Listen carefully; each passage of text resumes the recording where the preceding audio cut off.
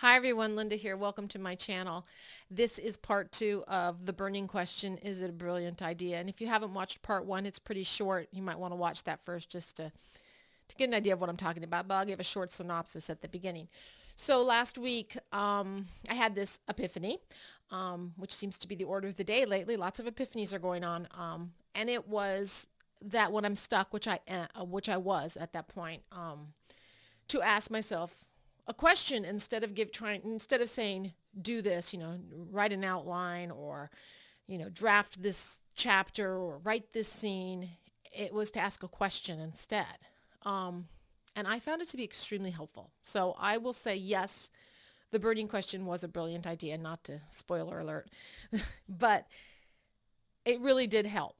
So it worked a little bit differently than I imagined though. So I imagined that doing that would give me a very specific, it did give me a specific thing to do, but I thought it would be more, I thought it would be make things smaller, and it didn't. It kind of made things bigger, which was a little frightening at first. So my burning question last week was, oh my God, Tuesday, here's my journal, one of my journals. I sat down to work on like the burning question, right? I got to come up with a burning question for Wednesday to write about. And I didn't know what the question should be. Like, okay, what is the burning question? So something I do very often, and I highly recommend it, and it works fabulously for me, is I write to my characters. Sometimes I talk to them. I have no problem communicating with my characters. I have a bias against them because they're fantasy, that somehow they can't be helpful. So I have a lot of respect for my characters. So my character Duncan, who is probably the main character of the novel I'm working on, and kind of the guy I'm closest to, most intimate with. He and I are kind of have a connection.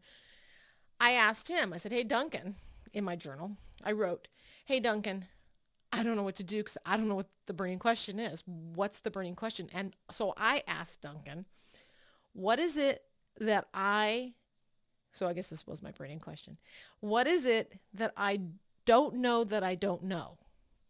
Which is always a dangerous thing, right? What we don't know that we don't know. Like, I know that I don't know anything or not much about, physics. I mean, but there may be things out there that I don't realize I don't know about, right? And that's where we look like idiots. But anyway, that's a tangent. And so I asked him this, what is it that I don't know that I don't know? And he responded very quickly, which is very helpful. That's why I like Duncan, because he's a helpful guy.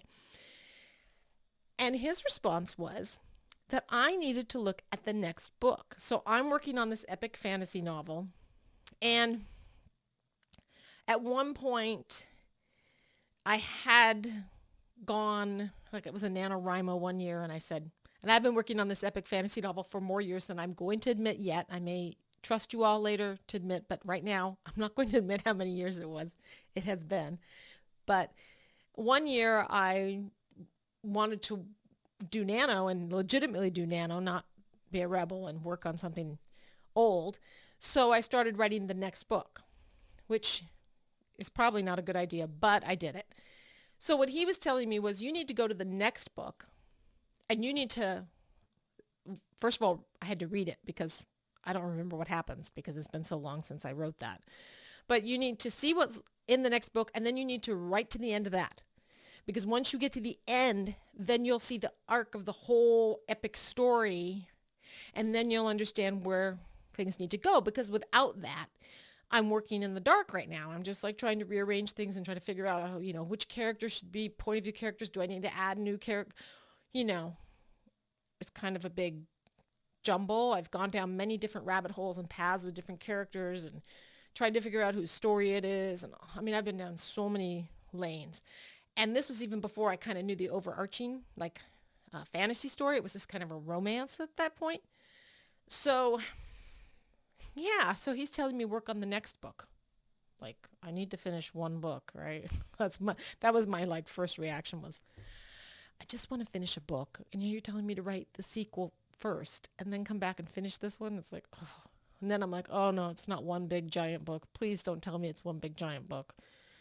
No, that won't work. And then I started reading it, the second book, and I'm like, this is really good. Maybe this is the book, So anyway, I have finished since, it's been a little bit longer than I intended between these two videos. It's Friday now, and I said I was going to make this video on Tuesday. But I think I've gotten through most of what I have written. I have a lot of duplicate stuff, so I'm going to look through and make sure I haven't missed anything. But I think I'm pretty much to the end of where I got. About 50,000 words or almost 50,000. I don't think I won that nano. I think it was more like 40,000 words or something, like 30,000.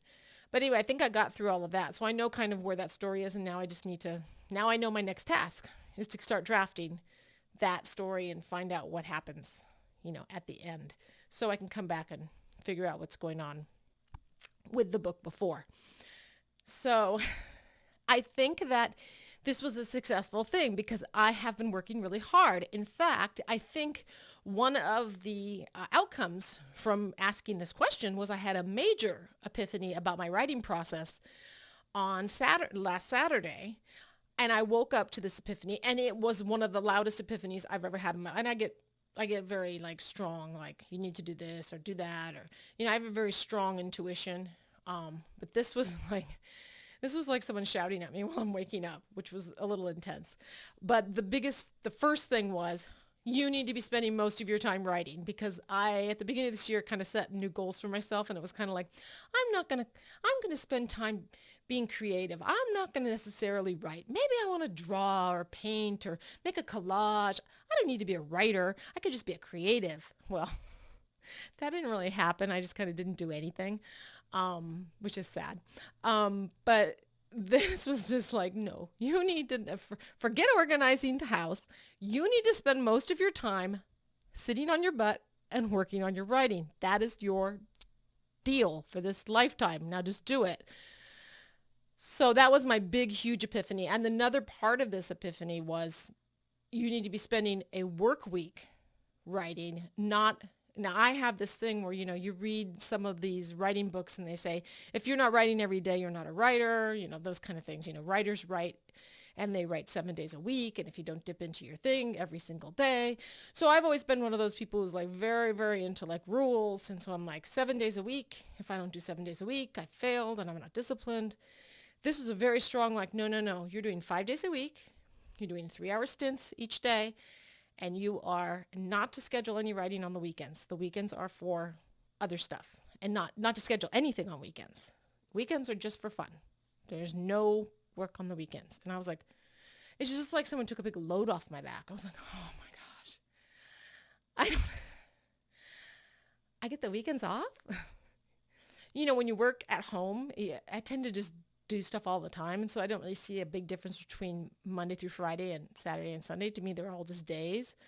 But now that I've gotten this new stipulation that weekends are not time to schedule, my weekends, I did my Google Calendar schedule, with my new plan that was given to me verbatim, you're going to spend this much time on this, you're going to spend this much time on recording, it was very specific.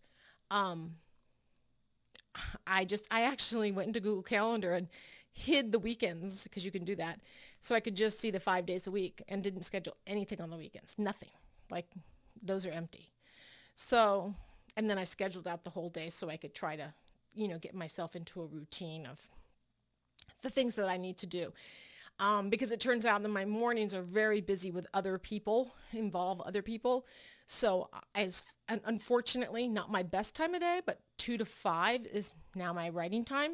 And it's not the greatest time, but it's quiet and there's nobody here and I'm alone and I have no excuse.